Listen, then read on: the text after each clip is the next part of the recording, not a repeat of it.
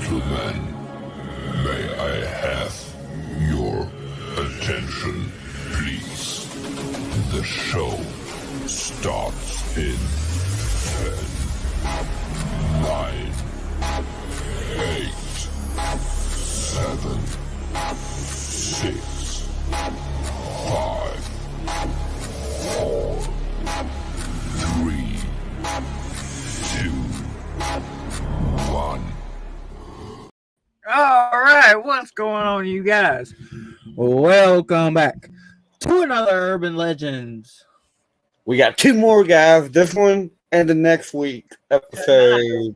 We are doing 2 and 1. We're doing the Philippines and the Bahamas. Buzz Bahamas, what's up, buddy? How y'all I'm doing? gonna be speaking with the Philippines. I think Nubs is gonna do the Bahamas. I was about to say that because I just found some. But I have quite a few for the Philippines, so this is going to be interesting. I have quite a bit. We'll go ahead and kick it off with number 1. The cult member that kills you if you leave your slippers outside your house. Oh, snap. This crazy Philippine urban legend made kids paranoid about leaving their slippers outside the house at night. The story goes that if you leave your slippers outside the house at night, a cult member will take the slippers and kill the person who owns them. Children who heard of this rumor became terrified of leaving their shoes outside the house after playing on the street in the late afternoon. Some versions of the story go as far as saying that the cult members are Satanists who are always looking for people to sacrifice. Okay. All right. The next one is salvage children buried in concrete on bridges. Okay. Weird. Of all the Philippine urban legends, this one is among the creepier ones because, according to the legend, bridges are made stronger if they are fortified with bodies of children. Bridge builders would accept salvaged bodies of people, including children, so they could be cemented into the bridge's foundation. Okay. People's dead bodies don't make the bridges stronger, but what makes this story scary is that it's good for covering up an actual crime. Reports of disappearances from the 70s through the early 90s fuel this urban legend. Over 11,000 children have been reported missing. Holy crap. That's a lot of children to be buried under the bridges of the Philippines. Let's not go to the Philippines. So, guys, when you're driving over the bridge in Philippines, think about this. Watch for children.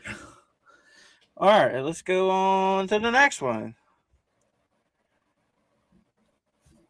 Oswangs. The Oswang is a monster from Philippine folklore that can shapeshift from a human form into various animals. It has a combination of traits similar to ghouls and vampires, such as feeding on corpses and on the blood of the living. They are active in both night and day, typically taking the shape of everyday humans during the day and of Oswang forms at night.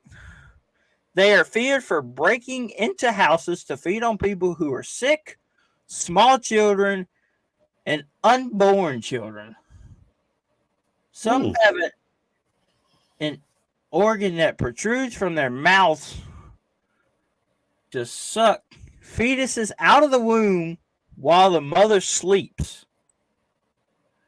Okay. Red and black beaded bracelets can be placed on the wrists of newborns as a protective measure, but traditional lore suggests that they can be repelled and slain with items such as garlic, rotten eggs, pineapple plants, dogs, holy objects, and fire.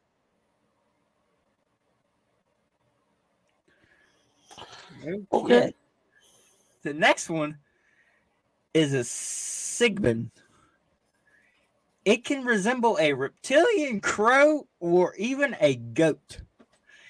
Its front legs are significantly shorter than its hind legs, and it moves in a backwards crab walk with its head drooping down between its legs. Okay. Ugh. It Okay. even has the ability to become invisible and drinks the blood of humans. Oh. All right. The next one is a more the matrician. Okay. This particular breed of monster impregnates virgins undetected and unseen in the night as they sleep, then return to slay the women and consume the baby. Another version of the lore says that it eats both the mother and the unborn child. It's believed that a husband can protect his wife and child by swinging a butterfly knife over her belly during labor. Mm. All right, the next one, I'm going to try to pronounce this, but I know it's going to be wrong. A Monongago Gaga. A Monongago Gaga. Yeah, Okay. pretty much. It is a type of monster that is accompanied by a small bird called a tik-tik. Because of the sound it makes while in flight, although the sound actually gets fainter as it nears. The tik-tik confuses people after midnight. This creature takes on the form of a scary monster with a wrinkled face, sharp teeth, and claws. It detaches its upper body from its lower body, flying off with only the upper half when hunting. To slay one, you must find the lower body and spread salt or ashes over the open wound to prevent the two halves from being whole again. Oh. Salt and garlic can be used to ward it off, while sunlight will kill it. All right, the next one is the Tyanak. Literally looks like some sort of alien type thing. In the Philippines, it's believed that the souls of unbaptized babies go into a state of limbo after death and return as evil spirits. These hypnotic mythological creatures known as the Tyanak are monsters that have sharp teeth and the power to shapeshift. They lure their prey deep into the woods by making the pitiful sounds of a crying baby. Some victims claim they have actually found a baby, but when they picked it up, it transformed into a monster that tried to eat them. What's up, MCAT and Bud? The next one is the Banganit. The Banganit takes the form of an old woman who lives in the trees. She sits on the chest of her targets and suffocates them. She then becomes enraged with someone in the trees. While someone cuts down her trees or possesses something made from the wood of her trees. People who have built homes using posts made from the wood of her forest may suffer the consequences with nightmares as they sleep. The next one is the Encanto. The Encanto have often been compared to common creatures of lore like elves, fairylock, and sirens. Their behavior can be unpredictable. They can either bestow you with good fortune or cause very horrible things.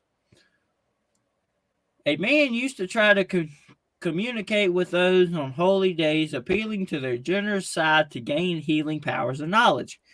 However, anyone who gets on the bad side is plagued with depression, disease, madness, and even possession. It's believed that they live in the sky world, a layer of the universe above the middle world where humans live. Next one. Do what? Oh, For MCAT, I'll drop the link in chat, or can I find you on Instagram or Twitter or something? Okay. Sorry.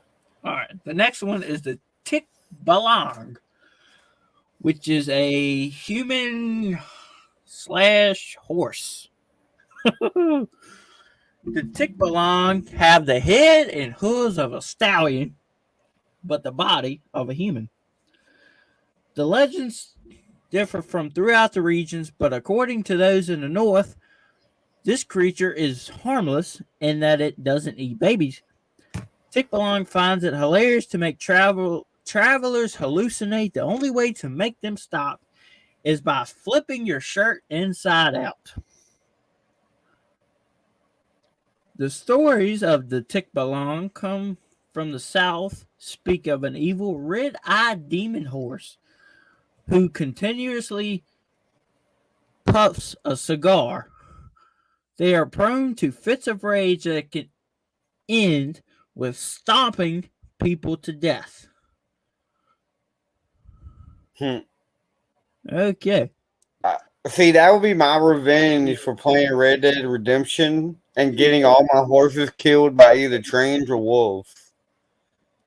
Like, legit, all my horses I've had have been either killed by train or horse in Red Dead. The next one is a Mama Barang. It is an evil witch who conjures spirits and uses insects to enter the body of any person they choose. Okay. After performing the ritual, the witch directs the insects to enter every part of the intended target. The infestation will plague the person with conditions like earaches and hemorrhoids. The target will only be free once the bugs leave the body. The next one is the Andu Dono. The Andu Dono are drawn to those who are bedridden, often hiding under your house. The creatures sneak in through windows and lick the eel with snake-like tongues to make them die faster. After the human passes, they wait for the perfect moment to dig up and consume the human remains. The next one is the Kumo Katak. You ain't lying, MCAT, at all. Which is a Philippine version of an Irish banshee. It's believed that if these three hooded creatures, one young woman and two elderly men knock on your door at night, they bring you warning of impending death in the family. They only bring the omen and do not take the lives, but there are no wards against them, and ignoring the knocking won't stop the loss of life. The next one is the Alan. The Alan are small, disfigured, humanoid, avian-like beasts with long backward feet and fingers that can be found hanging from trees in the jungle. They are harmless and are even said to adopt children that are lost in the forest. They procreate by collecting menstrual blood after birth and aborted children, from which they create Alan children. The next one, and the final one for this list, is the Amalanigi, which is the Philippine version for the undead. Not transfer their power to a relative, they rise from their grave and lurk in the woods, feeding on the blood and life essence of nearby villagers. When getting revenge against someone, they will tickle the person to death while absorbing their life force. If you are chased by one, it's advised that you climb a crooked tree or jump into a body of water because they cannot climb, and water turns them into a huge pile of worms. Okay. All right, the next one is the Capri.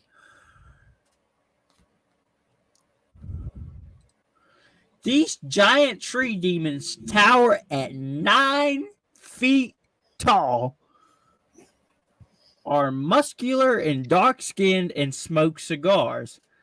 They wear the traditional Filipino loincloth and a belt to keep it hidden from human sight. They dwell in large mango and banana trees, playing pranks on passerbys, confusing and disorienting travelers in the woods.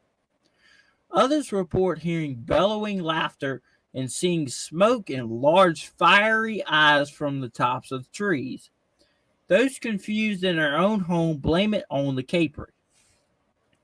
The next one I talked about in the other one, so we'll go to the next one. The Duende. This folktale about mischievous elves. These small sprite-like creatures have a more playful temperament than their Nuno counterpart. They live in people's houses and will present the homeowner with good or bad luck depending on how they're treated. They are said to exist in the countryside, living underground in mounds or up in trees. They emerge at noon, and in the evening hours, parents tell their children to stay indoors. At these times, it's common practice to also seek permission to pass and quietly mutter "tabby tabby po" when outdoors. All right, the next one is the Nuno. The Nuno. A goblin who lives on the top of anthill mounds. He's depicted as an old man with a long beard who's easily angered by anyone who disturbs or trespasses on his property. I can feel that. Are encouraged to be quiet near the Nuno and to warn the Nuno as they pass by. Naughty children who kick and destroy the property, or worse, urinate on them, can be spit upon and cursed by the Nuno and experience stomach aches, black urine, swollen feet, or any number of illnesses. So don't pee on these things' houses, guys. Don't destroy them. Nonetheless, pee on them. Yeah.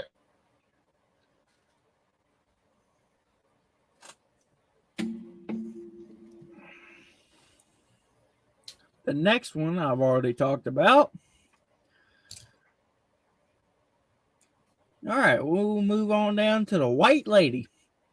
Hey, there's always a white lady. Always. This ghostly tale is popular around the world, including the Philippines. We were just saying that. It's a popular culture with several horror films made about the topic. Cool deal. Let's get right into the story. The most popular White Lady story from the Philippines is the White Lady of Ballet Drive. The story goes that many years ago, a young woman died in a car accident while driving down Ballet Drive, a windy banyan tree lined road. Her killer never came forward, and she wanders the road in a state of unrest. Drivers who are alone in their car report seeing a woman hitchhiker. Those who stop and offer a ride are in for a shock of events. When they look back, the woman is bloodied and covered with bruises. Other times, the driver turns around only to see the woman disappear before their eyes. And that is all of them that I have for the Philippines. That is a pretty epic. I couldn't find any for like Jamaica alone. So I did find the 8 terrifying Caribbean urban legends. Okay. So we'll see what this list goes. Well, here's one from Jamaica. It is called the Duppy. Duppy. And you'll hear talk of Duppy in any Jamaican home. Organic and African and later brought to the islands, Duppies stems from the Batu religion that has a heavy focus on worshiping ancestors. Comparable to a common ghost or spirit, Duppies are generally departed loved ones who appear to you when you need advice, cheering up, or just a good old scare. Evil duppies, though, are set out to haunt the living and can even hurt or kill people controlled by Obi-Men practitioners of the dark spiritual craft. Just because I know I killed that word. A duppy can appear in form of the departed person, an animal, a puff of smoke, a shadow, or even a cold breeze. Evil duppies generally take a larger, more sinister-looking form that, like the satanic rolling calf, which we'll be talking about that. A rolling calf? Well, yep, I'm pretty sure that's on this list. But most Jamaicans living on the island even those resisting in other parts of the world believe in Duppy's existence, taking no chances to come into contact with them. Many locals have even told a personal experience with Duppies or seeing a good Duppy in their dream. And the second one is the soy covenant. Yeah, sorry. One of the most popular Caribbeans is the soy covenant, oftentimes referred to as the old Higu. Y'all see it. Native to Dominican, St. Lucia, Haiti, and Trinidad, this creature takes on the form of an unassuming elderly woman in daylight and a shape-shifting fireball demon once the sun goes down. The Foycott sheds her skin at night, turning into a fiery skeleton and, similar to a vampire, sucks the blood of her victims. She can be allegedly be stopped by throwing rice, sand, or salt because she is compelled to count the individual grain. What up, Slim brother? Hey, what's up, Slim? In the twist of fate, sorry. Flamboyant will die if she consumes too much and kills her victims, who will then transform into a new flamboyant, ill-fated to the light, live out the rest of their days as blood-sucking creatures of the night. So it sounds like it's just like the Haiti vampire, pretty much. Yeah, sort of. But speaking of Haiti, we're talking about the Haitian zombie.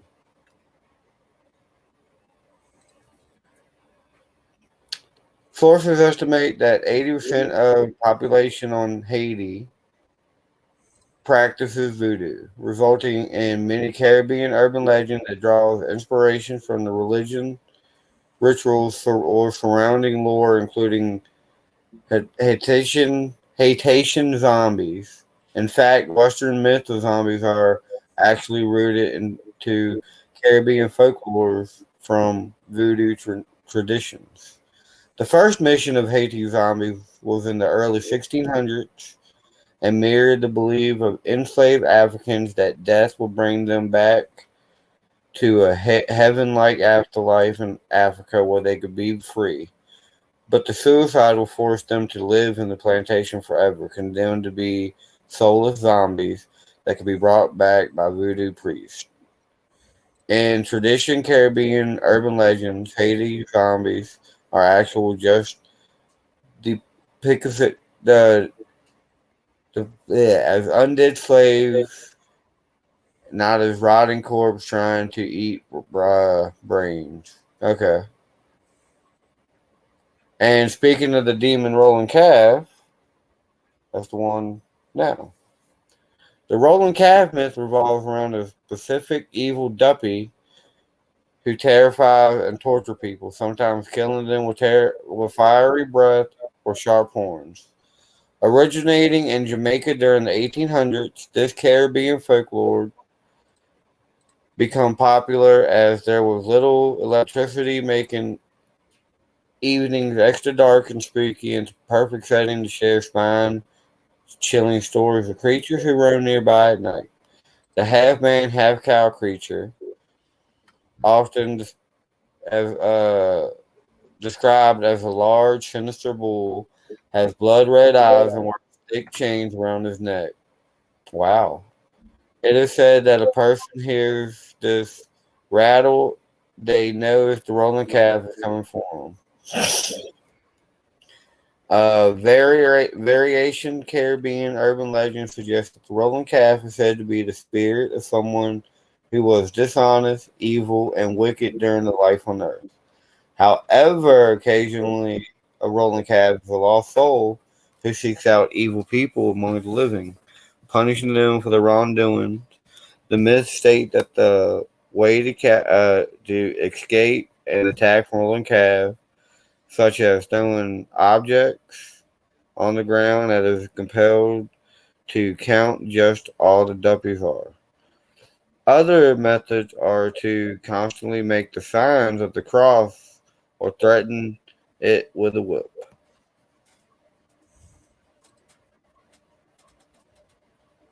I mean, yeah, Slim, that is true. The next one, the La Sigapo.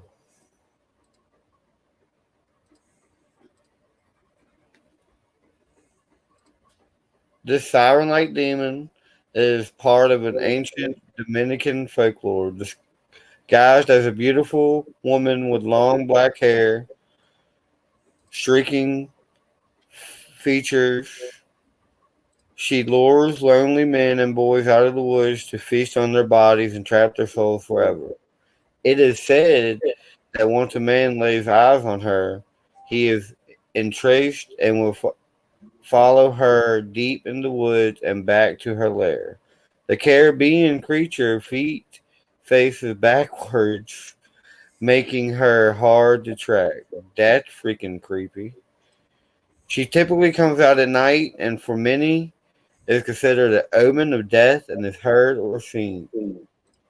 One is never to look into her eyes, as she will immediately enslave you. This urban legend is still told to children to this day, warning them to never go in the woods at night. Many Dominican locals have even claimed to see her in the flesh. Others weren't lucky enough to escape her. So don't go in the woods at night in the Dominican Republic. The next one, the Baku.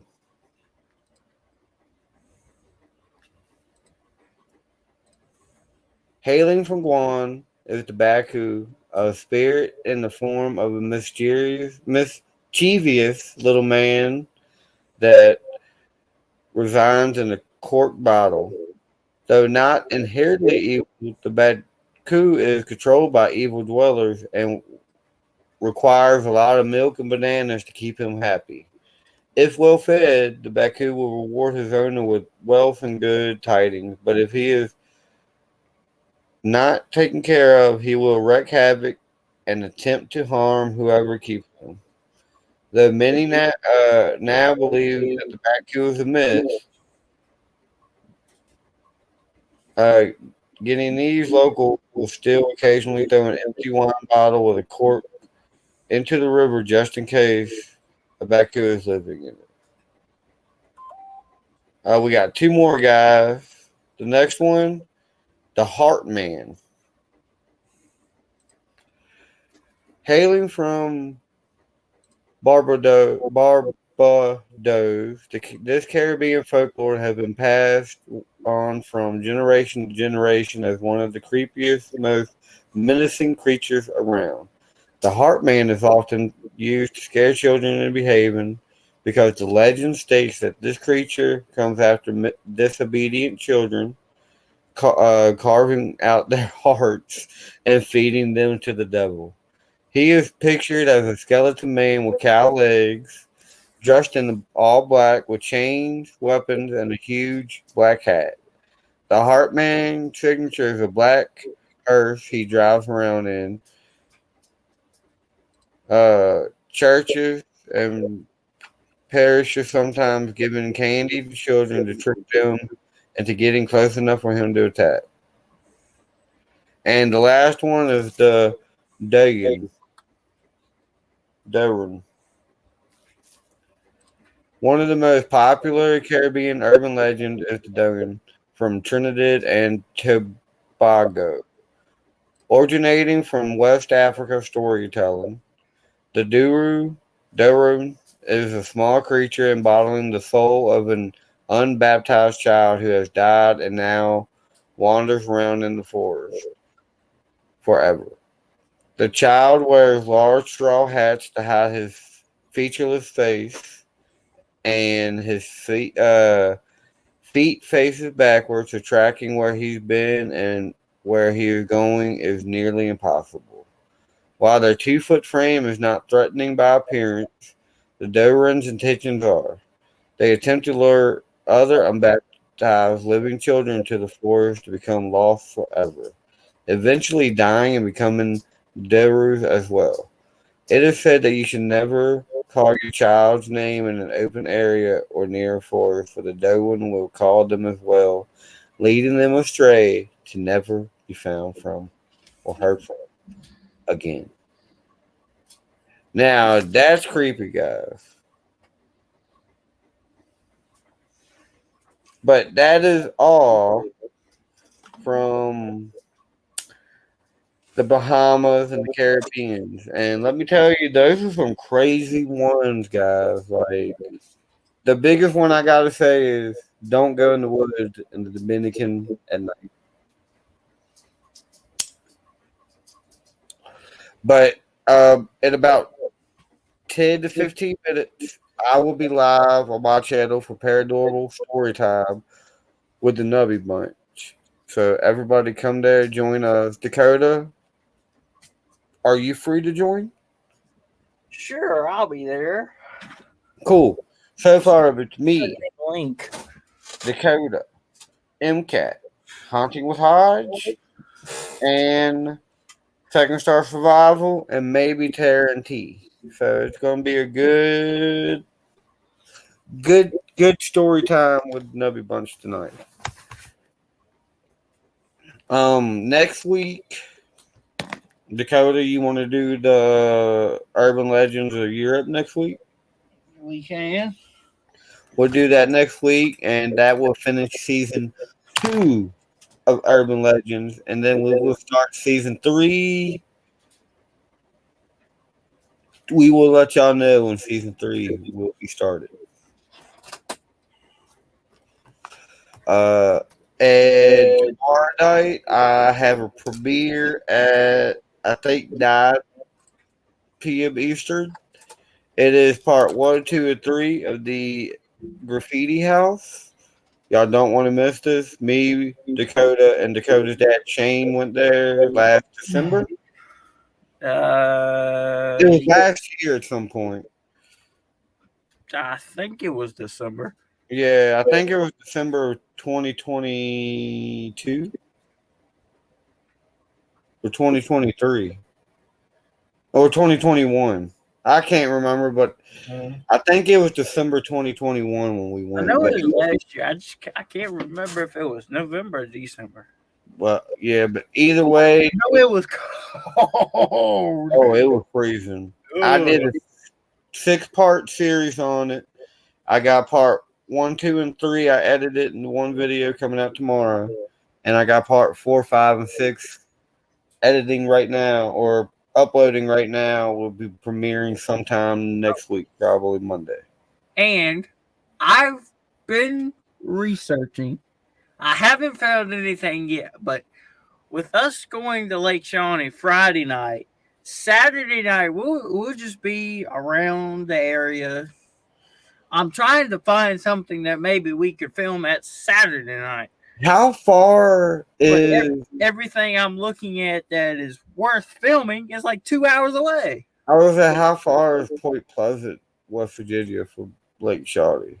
What is it? Point Pleasant? Dude, that's where the Mothman stuff is. Oh, that's a good place to film if it's not too. Oh, I'll look. Give me a minute. Oh, there we go. Give me a minute. I'm looking it up now. Josh, I don't think I've sent the link yet, but I will send the link after this. Yeah, Point Pleasant's definitely. I don't know how far it is, but I know it's in West Virginia. 2.5 hours. Okay, never mind then. Dude, Never mind then. We'll do that another time. everything I've looked up that would be worth filming We'll at just while we was on there, while we was down in that area, it's like we'll 2 hours just away. we'll just find some abandoned back road, bro. Everything else that, like We'll I said, find an is abandoned back road. worth filming is 2 hours away. Um, The only thing in the county that we're going to is Lake Shawnee. Also tomorrow night at about 11:15 p.m. Eastern, I will be live for the Lizard Man live stream. Also, and like Dakota was saying, July 14th we have Lake Shawnee. And this Tuesday, I'll be doing my podcast. What time? 9 p.m. I will try to be a chat if I could. Yes, Point Pleasant. I want to go to the Boss Bed Festival so bad. But I do have to hop off here and get ready for my stream. I may have just found a place that's close enough that we could check it. Before I hop off, I will listen. I'm Googling it now. I'm gonna.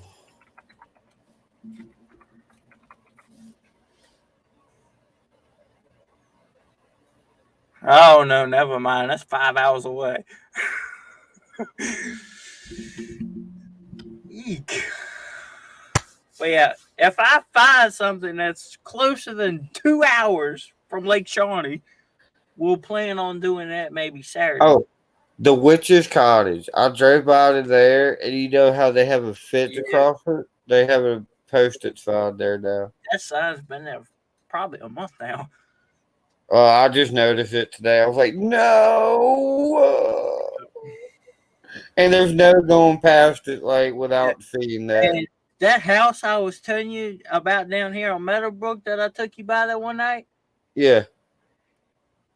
I got to it the other day. Both the front door and the back door is completely padlocked. So ain't no getting in there whatsoever unless you bust through a window. We'll find a house for y'all soon, guys. My last investigation I did, I lost the whole video. That's right. I'm sad about that because we had something follow up. It wasn't even with Dakota. It was another person I know. And I want to go to that area of Camp Hideaway or wherever. Dom, are you free tonight? If you're free tonight, you're my last guest for story time. But I'm going to hop off here now. Get ready for my stream. Go potty. And send the links out to everybody. I will see y'all at Paranormal Storytime with the Nubby Bunch. Yep. Bye, fam. All right. Well, with that being said, I'm going to go ahead and jump over here too so I can get ready to jump on the stream myself. And hope you guys enjoyed, and I'll see you guys back live Tuesday night. I'm a moose. For the podcast. I'm a moose. Let's end this thing.